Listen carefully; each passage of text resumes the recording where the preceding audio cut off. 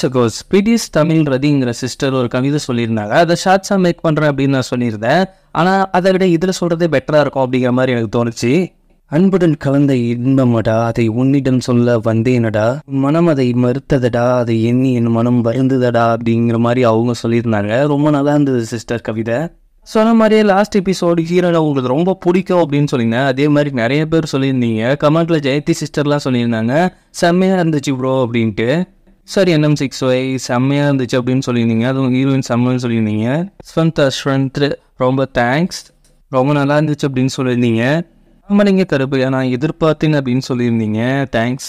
User HJ7 வந்துட்டு எந்த ஒரு பொண்ணுக்கு தான் தன்னோட குழந்தை இன்னொரு பொண்ணை அம்மான்னு சொல்லும்பொழுது அந்த வருத்தம் இருக்காது அப்படிங்கிற மாதிரி சொல்லியிருந்தீங்க. அதுவும் உண்மைதான் சிஸ்டர். கார்த்திகேயன் செம ட்ரூ லவ் அப்படின்னு சொல்லியிருந்தீங்க bro. Thanks bro. Agini Rajendran I like heroine அப்படின்னு சொல்லியிருந்தீங்க. எனக்கு உங்கள் ப்ளூ ஹார்ட் ரொம்ப பிடிச்சிருக்கு. கவிதா செமஹாதல் ப்ரோ அப்படின்னு சொல்லியிருந்தீங்க. அப்புறம் ஃபைகாட் சிஸ்டர் ஹார்ட் அதிகமாகிட்டே போகுது. ஸ்னேகா சிஸ்டர். அப்புறம் முத்துவாசன வாரியப்பன் ப்ரோ ரொம்ப தேங்க்ஸ் ப்ரோ.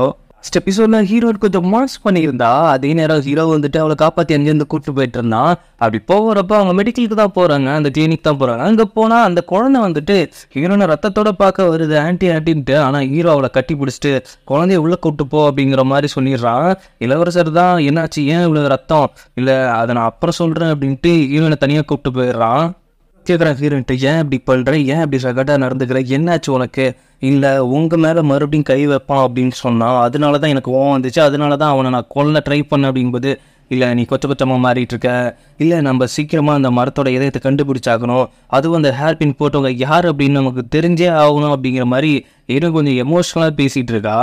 இதே நேரம் அந்த சதிகாரியை காட்டினா அவள் யாருக்காக வெயிட் பண்ணிட்டு இருக்க மாதிரி இருக்கு. அங்கே வில்லன் வரான். கடைசியாக நீங்கள் வந்துட்டீங்களா, அந்த பவரோட நீங்கள் வந்துட்டீங்களா அப்படிங்கிறப்ப, வந்துட்டேன், உனக்காக தான் வந்திருக்கேன்.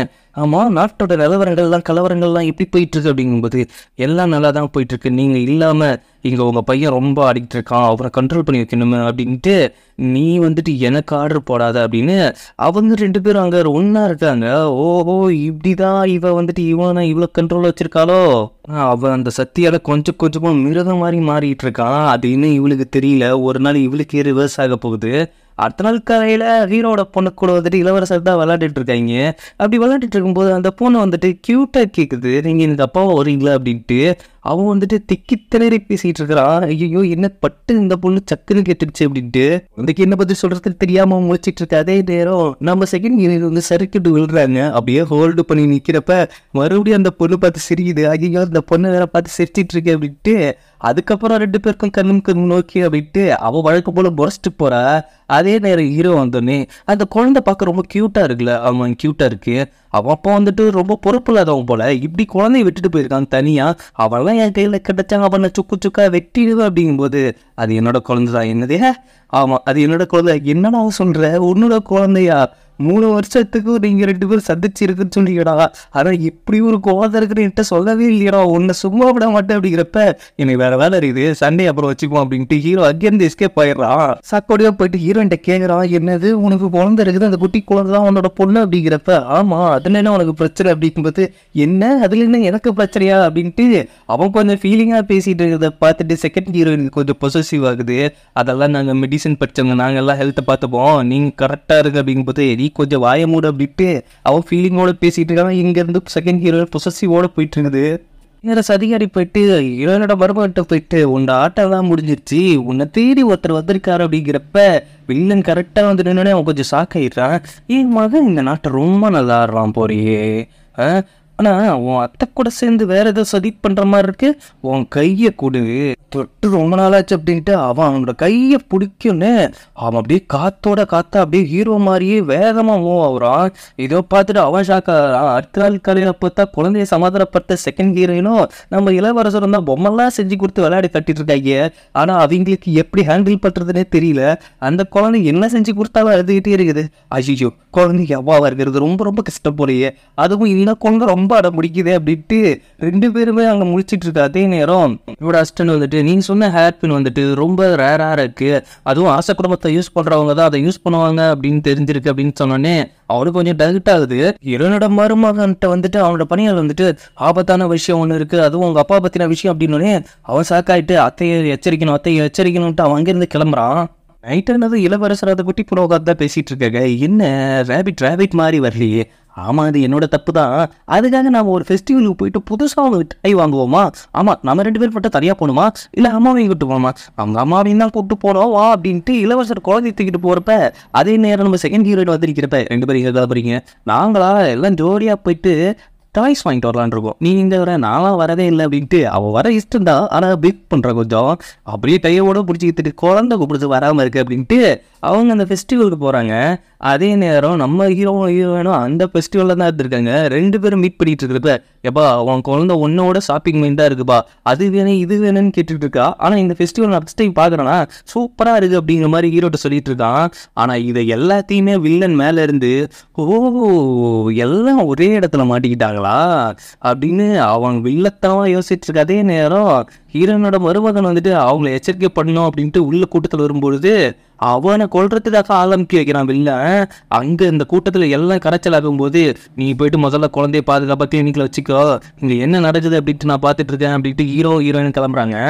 அங்கே பார்த்தா அவனுக்கு முன்னாடி ஒரு காவலாளி நிற்கிறான். அவனை வெட்டி போட்டு வில்லனோட ஆள் அவனை வெட்டலான்னு போகிறப்ப ஹீரோக்குள்ள குறுக்க பூந்து தடுக்கிறான். ஹீரோ உனக்கு என்னாச்சு? ஒன்றும் ஆகலை எனக்கு ஒன்றும் ஆகலை.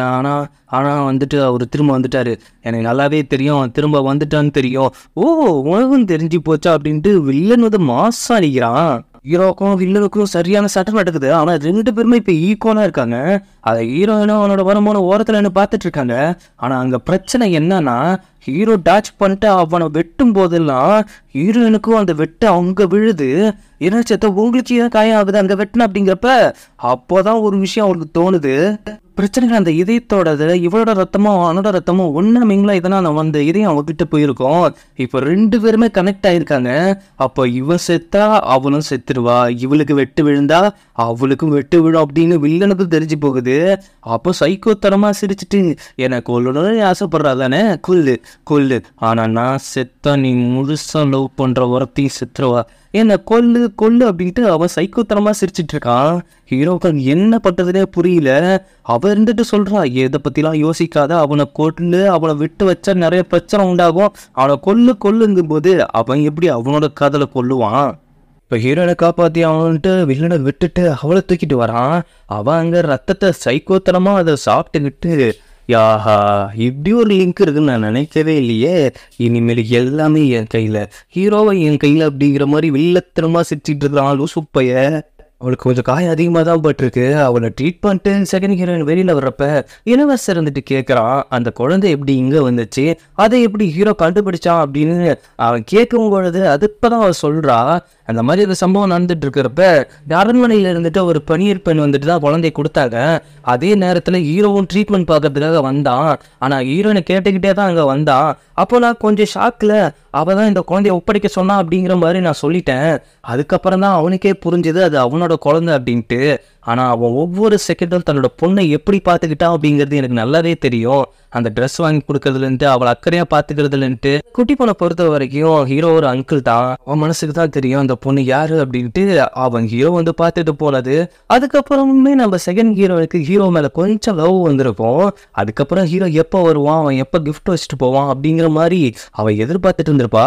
ஒரு கட்டத்தில் 2 பேருமே உட்காந்து பேசிட்டு இருக்கும்போது, அவளை பார்க்க மட்டும்தான் இங்கே வரியா அப்படிங்கிற மாதிரி அவன் ஒரு டபுள் மீனிங்ல தான் கேட்டிருப்பா. ஆனால் ஹீரோ வந்துட்டு அவனோட பொண்ணோ மைண்ட் செட்டில் மட்டும்தான் இருந்திருப்பான். ஆனால் அந்த நேரத்தில் தான் எனக்கு புரிஞ்சுது அவன் பொண்ணுக்காக மட்டும்தான் இங்கே வரான் அப்படின்ட்டு.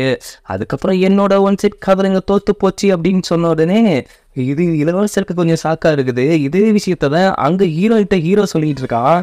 ஆனால் அந்த லவ் பண்ண விஷயத்தெல்லாம் சொல்லிக்கல. வெளியே இளவரசர் இருந்துக்கிட்டு, பரவாயில்ல உனக்கும் ஒரு ஒன் சைட் லவ் எனக்கும் ஒரு ஒன் சைட் லவ்ன்ட்டு 2 பேரும் இதில் ஜோடி போட்டுக்கிறாங்க. காலையில் ஹீரோயினோட காயத்தை போய் பார்க்கும்போது அது சரியாக தான் இருக்குது. இது ரொம்ப டீப்பாக இருக்குது, என்ன பண்ணுறது, இல்லை அது கொஞ்ச நாள் போக போக சரியாயிடும் அப்படிங்கிற மாதிரி அவர் செகண்ட் ஹீரோட்ட சொல்லிட்டு இருக்கா. அதே நேரம் இளவரசர் என்ன பண்ணுறான்னா, அந்த குழந்தைய கூப்பிட்டு வந்துட்டு, இந்த மாதிரி ஆன்ட்டிக்கு உடம்பு சரியில்லை, நீ கொஞ்சம் போய் பார்த்துக்கிட்டீங்கன்னா நல்லாயிருக்கும், அதுவும் நீ ஃபியூச்சரில் டாக்டர் ஆக போகிறேன்னு சொன்னியாமே, அப்போ இப்போலேருந்து எல்லாத்தையும் கற்றுக்கோ அப்படிங்கிற மாதிரி அம்மாவே பொண்ணு எப்படியாவது தனியாக இருக்க வைக்கணும் அப்படிங்கிறதுக்காக அவன் அனுப்பிச்சிடுறான்.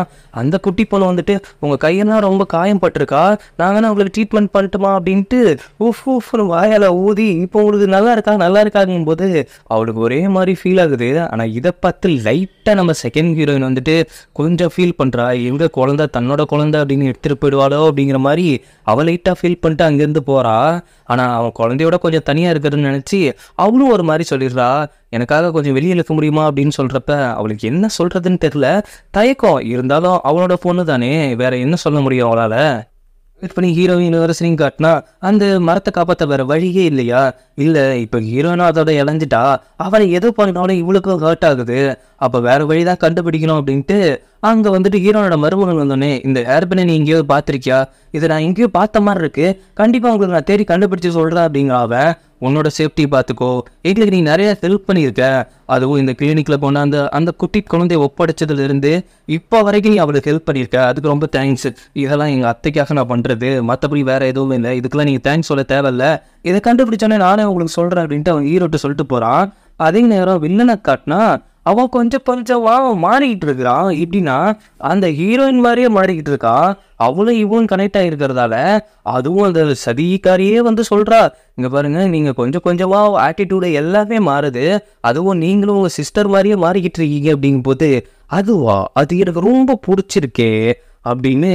தயவு செய்து இந்த விஷயத்துல நீ தலையிடாதாங்க இருப்பா, அவ தலையிடாம இருப்பாளா? ஏன்னா அவளோட நோக்கம் வந்துட்டு இங்க க்ரௌன் பிரின்சஸ் ஆகணும் அப்படிங்கிறது தானே. அதுக்கு இவ இப்படி மாறிக்கிட்டு இருந்தா அதெல்லாம் வேலைக்காகாதே. ஓரளவுக்கு அவனை எப்படியாவது சொல்லி புரிய வைக்கலான்னு பாக்குறா, ஆனா அவன் சைக்கோத்தனமா இந்த விஷயத்த பத்தி மாத்தணும், சேஞ்ச் பண்ணணும்னு ஏதாவது சொல்லிட்டு இருந்த, உன்னையே கொல்ல தயங்க மாட்டேன் அப்படிங்கிற மாதிரி சொன்னோடனே அவளுக்கே அல்ல. சரி நான் அதுலலாம் தலையிடல, ஆனா உங்களுக்கான இடம் இன்னும் காலியாவே இருக்க, உங்க அரண்மனையை நீங்க எப்ப எடுத்துக்க போறீங்க, உங்க உரிமை நீங்க எப்ப பெற போறீங்க அப்படின்ட்டு இன்னும் வில்ல தூண்டி விடுறா. அவன் போயிட்டு அடுத்த நாள் காலையில அரசவையில நானே இனிமே இருப்பா அப்படின்னு சொன்னோடனே அங்க இருக்கிற அமைச்சர்கள் எல்லாம் திட்டுறாங்க, இவ்வளவு நாள் எங்கேயோ போயிட்டு அது நம்ம நாட்டுக்கு நிறைய துரோகம் பண்ணிட்டு பெரிய இளவரசியும் கொன்னுட்டு இப்போ நீ வந்துட்டு இதுன்னா நான் தான் இளவரசர், நான் தான் மன்னன் அப்படிங்கிற மாதிரி சொல்லிட்டு இருக்க அப்படிங்கும்போது என்னை எதிர்த்து பேசினா என்ன ஆகும் தெரியுமா அப்படின்ட்டு எதிர்த்து பேசின ஆளோட நெஞ்சிலேயே கத்தி இறக்கிடுறான். பார்த்து எல்லாமே பயந்து சரணடைஞ்சிடுறாங்க. நீங்க சொல்றது தான் நாங்கள் ஒத்துக்கிறோம் அப்படிங்கிற மாதிரி. இந்த விஷயம் ஹீரோனுக்கு தெரிஞ்சு அவ கொஞ்சம் பயந்து நடுங்குறா. மறுபடியும் எதுவுமே மாறாம மறுபடியும் பழைய மாதிரி மாறிடுச்சு, அங்கே இருக்கிற என் மருமகனுக்கு என்ன ஆக போகுதோ அப்படின்ட்டு. ஆனால் அவன் எதுவுமே பண்ணல, அவன் தான் கொஞ்சமாக மாறிக்கிட்டு இருக்கான் சைக்கத்தனமாகவும். அங்கிருந்து கொஞ்சமாக பெண்ணா மாறிக்கிட்டு இருக்கிறான் பயிரக்கி. விஷயம் கேட்டு ஹீரோ நேராகவே அவனோட கழுத்தை பிடிச்சு கொள்ள வரான். வந்துட்டியா இதுதான் ஆசைப்பட்டேன், ஒழுங்கோ அதை என் கிட்ட கொடுத்துட்டு உன்னால முடிஞ்ச எடுத்துக்கோ அப்படிங்கிறப்ப ஹீரோவால தான் அதை எடுக்க முடியுமே. என்ன பண்றான்னா அவனுக்குள்ள இருக்கிற இதயத்தை வெளியில எடுக்க பாக்குறான். அது எவ்வளவுதான் ட்ரை பண்ணாலும் அங்க இருக்கிற ஹீரோனுக்கும் அஃபெக்ட் ஆகுது. அவளும் அங்க இருந்து பார்த்துட்டு தான் இருக்கா. பரவாயில்ல வலியை பொறுத்துக்கிட்டு அவன் எடுக்கட்டும், அதை எடுத்து வெளியில் எடுத்தாதான் இவனை அடக்க முடியும் அப்படின்ட்டு அவன் அங்கே எடுக்க ட்ரை பண்ணும் போதெல்லாம் இங்கே ஹீரோனுக்கு ரத்தம் கக்குது. இங்கே பாரு எது பண்ணாலும் அவளுக்கும் அஃபெக்ட் ஆகும், அவளும் இறந்து போவா. அது என் இதயத்தோட கலந்து என் உடம்போட இருக்கு, அதை உன்னால எடுக்க முடியாது அப்படிங்கிறப்ப இவன் செம்ம கட்டுப்பாயிட்டு கத்தி எடுத்து குத்த வந்துடுறா. அதாவது இவனோட அக்ரஸிவ்னஸ் அந்த தீமை என்னெல்லாம் இப்போ கொஞ்சமாக ஹீரோயின் அஃபெக்ட் பண்ணிட்டு இருக்கு. அவனோட ஃபீலிங்ஸ் எப்படி இவனை அஃபெக்ட் பண்ணுதோ அதே மாதிரி இவனோட ஃபீலிங்ஸ் வந்துட்டு கொலை பண்ணணும், கருவறுக்கணும் அப்படிங்கிற மாதிரி தோணிட்டு இருக்கு. இதை பார்த்தோன்னே ஹீரோவுக்கே ஷாக் ஆகுது. இந்த அளவுக்கு நீ போக வேணாம், இல்லை நம்ம நாட்டு மக்களை நம்ம காப்பாற்றியே ஆகணும் அப்படிங்கிற மாதிரி அவன் எல்லாத்தையும் கொன்னான், எங்கள் அப்பாவையும் கொன்னான், எங்கள் அம்மாவையும் கொன்னான் அப்படின்னு அவனை கொல்ல போறா.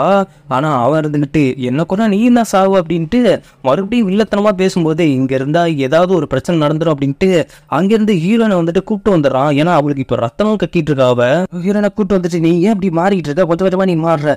இல்லை நான் மாறலாம் இல்லை, அவன் இன்னும் விட்ட நிறைய கொடுமைகள் பண்ணுவான், அதுக்காக எப்படியாவது அதை எடுத்தவன் அதுக்கு ஒன்றை சாக்ரிஃபைஸ் பண்ணி அதை ஒன்றும் எடுக்க தேவையே கிடையாது, அந்த மாதிரி ஒன்றும் அது எனக்கு தேவையே இல்லை. ஏன் சுயநலமாக யோசிக்க ஆரம்பிச்சிட்டிங்களா என்ன? முதல்ல நல்லா ஒன்று புரிஞ்சுக்கோங்க, நாம 2 பேரும் இணைக்கப்பட்டதே நம்ம நாட்டு மக்களை காப்பாற்றணும் அப்படிங்கிறதுக்காக தான். இன்னொரு விஷயம் நல்லா நீ புரிஞ்சுக்கோ, உன்னை எப்படின்னு காப்பாற்றுறதா என்னோட வேலை அப்படின்னு ஹீரோ சொன்னானே. ஹீரோனுக்கு என்ன பண்ணுறதுனே ஒன்றும் புரியல. ஆனால் அவன் அண்ணாமலை அவ்வளோ கோவத்தில் இருக்கிறாவ. அங்கே கட் பண்ணி வில்லனை காட்டினா அவன் ரத்த வெள்ளத்தில் தான் கட்டுக்கிறான், ஆனால் உயிரோடு தான் கட்டுக்கிறான். உடனே அந்த சதிகாரி வந்துட்டு நீங்கள் இப்படி இருக்கிறது எனக்கு பிடிக்கல, எல்லாரும் உங்களை அக்செப்ட் பண்ணிக்க மாட்டாங்க, நீங்கள் கொஞ்சம் கொஞ்சமாக மாறிட்டு இருக்கீங்க, நீங்கள் எப்போவுமே இந்த ராஜாவாக இருக்கணும், நான் இங்கே ராணியாக இருக்கணும் அப்படின்னு அவன் சொல்லிட்டு இருப்பேன். இந்த விஷயம் எனக்கு பிடிச்சிருக்கு. தேவையில்லாமல் நீ குறுக்கிட்டு இருக்கிற, தேவையில்லாமல் என் வழியில் வந்துக்கிட்டு இருந்த, உன்னை நான் போட்டு தள்ளிடுவேனே சொல்லிட்டு இருக்கிறான். ஆனால் அவன் கொஞ்சம் கொஞ்சமாக பெண்ணா மாறிக்கிட்டு இருக்குது. அவனுக்கு தெரியுது, இவளுக்கும் புரியுது, ஐயோ இப்படியே போனால் நம்ம பிளான் ஒர்க் அவுட் ஆகாது, நம்ம இந்த நாட்டுக்கு ராணியாக முடியாது அப்படின்ட்டு அவள் கொஞ்சம் பயந்துக்கிட்டு இருக்கா. அவள் இதெல்லாம் யோசிச்சுக்கிட்டே போயிட்டு இருக்கான். ஆனால் அந்த வில்லன் வந்துட்டு கொஞ்சம் கொஞ்சமாக அந்த மாறுற விஷயத்த அவனே ரசிச்சுக்கிட்டு இருக்கிறான். ஆனால் லூசு பையலே. அதனால் காலையில எல்லாம் ஒன்றா பார்த்து சாப்பிட்டுட்டு இருக்காங்க. இளவரசர், அதுக்கப்புறம் செகண்ட் ஹீரோயின், அப்புறம் நம்ம ஹீரோயின். அதில் வந்துட்டு ஹீரோயினை வந்துட்டு அக்கறையாக எடுத்து சாப்பாடெல்லாம் ஓட்டி விடுறத பார்த்துட்டு இளவரசருக்கு காண்டாகுது. நீங்கள் 2 பேரும் ஒன்றா தான் இருக்கீங்க, அதை நான் ஒத்துக்கிறேன், ரொம்ப ட்ரூ லவ்வாக தான் இருக்கீங்க, அதையும் நான் ஒத்துக்கிறேன். ஆனால் இந்த அளவுக்குலாம் பர்ஃபார்மன்ஸ் பண்ணாதீங்களா ஒரு சிங்கிள் வச்சுக்கிட்டு அப்படிங்கிறப்ப இங்கே பாரு அதெல்லாம் நாங்கள் அப்படி தான் இருப்போம் அப்படின்ட்டு மறுபடியும் விட்டுட போனோன்னே ஹீரோயினுக்கே கொஞ்சம் கடுப்பாயிட்டு கொஞ்சம் சும்மா எரிஞ்சல் அப்படிங்கிறப்ப செகண்ட் ஹீரோயின் வந்துட்டு நான் கிளம்புறப்பா, எனக்கு வேலை இருக்குது. ஆமாம், ஒரு டாக்டருக்கு என்ன வேலை இருக்குது, கிளினிக்கை பார்த்துக்கிறத தொட்டு வேற என்ன வேலை, 3 மணிக்கு அப்புறம் நான் கொஞ்சம் பிஸி ஆகிடுவேன், நான் கொஞ்சம் வெளியில் போகிறேன் அப்படின்னு சொல்லிட்டு அவன் அங்கேருந்து கிளம்புறா. இங்கே பாரு, ஒரு டாக்டர்னா கரெக்டாக கிளினிக்கை தான் பார்த்துட்டு இருக்கணும், தேவையில்லாமல் என்னென்னமோ பண்ணிட்டு இருக்கா, ஏதோ பிஸியாக போகிறாலாம், வெளியில் போகிறாலாம், அப்படியே பேசிக்கிட்டே கையை பார்க்க போது கையை பிடிச்சி வச்சிருக்கலாம் ஹீரோயின் கையை. ஏன்டா இந்த அளவுக்குலாம் பண்ணிட்டு இருக்கிற, என் லவ்வர் நான் பண்ணிட்டு இருப்பேன், உனக்குண்ணா இல்லாமல் இப்போ அவள் டேட்டிங் கூப்பிட்டுருக்கான். உன்னை யார் என்ன டேட்டிங் கூப்பிட்டா, இப்போ 3 மணிக்கு மேலே அவள் பிஸியாக இருப்பேன்னு சொன்னால அதுவும் டேட்டிங் மாதிரி தான். உனக்கு மாட்டேங்க புரியலன்னா நான் என்ன பண்ணுறது, ஒழுங்கா கிளம்பி போனீங்கன்னா டேட்டிங்கு, இல்லைன்னா நீ கடைசி வரைக்கும் சிங்கிளாக தான் இருக்கலாம் அப்படிங்கிற மாதிரி ஹீரோ சொன்னேன்னு. ஐயோ அப்படிலாம் என்ன நினைக்கலாம், அப்படிலாம் இல்லையே அப்படின்ட்டு இளவரசர் பண்ணிட்டு இருக்கும்போது ஹீரோயின் எடுத்துட்டு இதுக்கப்புறம் கையோட பிடிச்சிருந்தா இவன் இன்னும் கடுப்பாயிடும் அப்படின்ட்டு அவன் அங்கேருந்து எலும்பு போகும்போது அவன் கயிறை போட்டு கட்டி வச்சிருக்கான். இனிமேல் நீ எங்கே போனாலும் என்ன கேட்காம போக முடியாது அப்படின்ட்டு. இதெல்லாம் ரொம்ப ரொம்ப ஓவர்ரா, அதுவும் கயிறை போட்டுலாம் கட்டி வச்சிருக்கேன். லாஸ்ட் டைம் அந்த பிரச்சனை நடந்ததுல இருந்து உங்க போக்கே சரியில்லையே, 2 பேரும் ஒரு மாதிரி சுத்திட்டு இருக்கீங்க, ஏதாவது என்கிட்ட மறைக்கிறீங்களா அப்படிங்கிற மாதிரி அவன் கேட்குறான். இங்கே பேசிட்டு இருக்க அதே நேரம் ஹீரோனோட மருமகனை வந்துட்டு அந்த ஹேர்பினை பற்றி கேட்டிங்களே, அதில் ஒரு லீடு கிடச்சிருக்கு. என்ன லீடு கிடச்சிருக்கு அது வந்துட்டு அப்படின்ட்டு ஒரு குட்டி ஃப்ளாஷ்பேக் யோசிக்கிறாங்க. என்னன்னா நம்ம சதிகாரி இருக்கும்பொழுது அங்கே பணியாளர் தான் இருந்திருப்பா, அங்கே இருக்கிற பணிப்பெண்களும் அவங்க புல்லிங் பண்ணிட்டு இருக்க அதே நேரம் அங்கே வந்துட்டு அவள் கையில் என்ன இருக்கு அப்படிங்கிற மாதிரி ஒருத்தர் கேட்குறாரு. அவர் வந்துட்டு இவரோட தாத்தாவாக தான் இருக்கணும் அப்படின்னு நினைக்கிறேன், அதாவது ஹீரோனோட அப்பா. அவர் கேட்கும்பொழுது இது வந்துட்டு உள்ள ரூமில் இருந்துச்சு, ரொம்ப முக்கியமானது அப்படிங்கிற மாதிரி சொன்னாங்க, அதுவும் எனக்கு ரொம்ப பிடிச்சிருந்துச்சு, அதனால தான் நான் அப்படிங்கிற மாதிரி அவள் சொல்லும்போது அப்போ அந்த ஹேர்பின் அவளோடதா, அது எனக்கு தெரியல, ஆனால் அது அவளோட கையில் தான் இருந்தது, மற்றபடி எனக்கு எதுவுமே தெரியாது, ஆனால் அவள் தான் அந்த மரத்தை கொளுத்துறதுக்கான காரணமும் இருக்கணும் அப்படிங்கிற மாதிரி சொன்ன உடனே ஹீரோவுக்கு நல்லா புரிஞ்சிடுது. சரி நீ இங்கே இரு அப்படின்ட்டு ஹீரோனை இருக்க வச்சுட்டு நான் போயிட்டு அவளை நான் என்னன்னு பார்த்துட்டு வரேன் அப்படின்னு அங்கேருந்து ஹீரோ கிளம்பி போகிறான். இவங்க கிளம்பி போனோன்னே அவன் தான் மின்னல் இடத்துல போவானே, அங்கே இருக்கிற யார் கண்ணிலையும் படாமல் அங்கே உள்ளே போய் பார்க்கும்போது அவன் அங்கே இறந்து கிடக்குறா.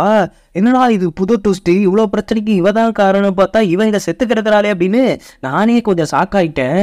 அப்படியே அவளும் ஷாக் ஆகிட்டு அங்கேருந்து வரும்போது ஹீரோன்னு கேட்குறா, அவளை கேட்டிங்களா, அவள்கிட்ட விசாரிச்சிங்களா, அவள் என்ன சொன்னா, யார் அந்த ஹேர்பின் அப்படிங்கிறப்ப அவள் அங்கே உயிரோடவே இல்லை அப்படின்னோடனே இங்கே இவங்க எல்லாத்துக்குமே ஷாக் ஆகுது. அப்போ யார் கொண்டு இருப்பா அவளா அப்படிங்கிற மாதிரி இப்போ என்ன நடந்துச்சு அப்படிங்கிற மாதிரி காட்டுறாங்க. அதிகாரி போயிட்டு வில்லன்ட்ட போயிட்டு நீங்கள் இப்படி இருக்கிறது நல்லா இல்லை, நான் இங்கே குயினாக இருக்கணும், நீங்கள் மறுபடியும் மாறுங்க, இந்த பவர் கூட நமக்கு தேவையில்லை, நீங்களாக இருந்தால் போதும் அப்படிங்கிற மாதிரி எவ்வளோ பேசியிருக்கா. ஆனால் அவன் மொத்தமாக சேஞ்ச் ஆகிட்டு இருக்காரு, கொஞ்சம் கொஞ்சமாக அவன் முழுசாக மொத்தமாக சேஞ்ச் ஆக பார்க்குறான். அவன் எவ்வளவோ சொல்லி பார்க்குறா, இந்த மாதிரிலாம் இருந்தால் உங்களால் இந்த நாட்டையும் நீங்கள் ஆட்சி பண்ண முடியாது அப்படிங்கிறப்ப உனக்கு ராணியாக இருக்கணும் அவ்வளோதானே, நீ எப்போவுமே என்னோட ராணி தான், இந்த ஹேர்பின் உனக்காகத்தான் அப்படிங்கிற மாதிரி அவளை கிட்ட நெருங்கி ஹக் பண்ணுற மாதிரி ஹக் பண்ணி அந்த பின்னை வச்சு அவனே தான் கொண்டு இருக்கிறான். லூசு பயிரைய வில்லன் மொத்தமா சேஞ்ச் ஆகிட்டு ஏன் இந்த உலகம் இதை அக்செப்ட் பண்ணிக்காதா, இதை அக்செப்ட் பண்ணிக்காதா, யாரும் பவரோட இருந்தா இந்த உலகம் எல்லாத்தையுமே அக்செப்ட் பண்ணிக்கும், எனக்கு தேவை பவர் தான், அது மட்டும் இருந்தால் போதும், இந்த உலகத்தில் யாருமே என்னை தோக்கடிக்காத அளவுக்கு நான் பவர் ஆகணும், அந்த மாதிரி நான் நிலைமைக்கு கொண்டு வருவேன். அதுக்கப்புறம் இந்த சிட்டி மொத்தமும் என்னோட கண்ட்ரோலில் வரும். அது மட்டும்தான் எனக்கு தேவை. நான் எப்படி இருந்தால் யாருக்கு இங்கே என்ன, யாராவது என்னை எதிர்த்து கேள்வி கேட்டால் அவங்கள போட்டு தள்ளிட வேண்டிதான். எனக்கு தேவை இப்போ பவர். இன்னொரு பாதி இதயமும் எனக்கு வேணும் அப்படிங்கிற மாதிரி மொத்தமாக வில்லனே மாறி உக்காந்துருக்குறான். இதோட இந்த எபிசோட் முடியுது. இதுக்கப்புறம் என்ன ஆக போகுதுங்கிறத நம்ம அடுத்தடுத்த எபிசோடில் பார்க்கலாம். இந்த எபிசோட் எப்படிப்பட்ட ஃபீலை கொடுத்துச்சு அப்படிங்கிறத நீங்கள் கண்டிப்பாக கமெண்ட்டில் சொல்லுங்கள். என்னோடய வீடியோ உங்களுக்கு பிடிச்சிருந்தா கண்டிப்பாக லைக் கொஞ்சம் அதிகமாக தட்டிவிடு கைஸ். கொஞ்சம் கமெண்ட்டும் பண்ணுங்கள். நான் பழைய பேர்த்த நான் மிஸ் பண்ணுறேன். நிறைய பேர் கமெண்ட்லேருந்து மிஸ் ஆகிக்கிறீங்க. நான் அவங்கள எல்லாத்தையும் மிஸ் பண்ணுறேன். ஷேர் பண்ணிட்டு நோட்டிஃபிகேஷன் பெல் பட்டனை மறக்காமல் கிளிக் பண்ணுங்கள்.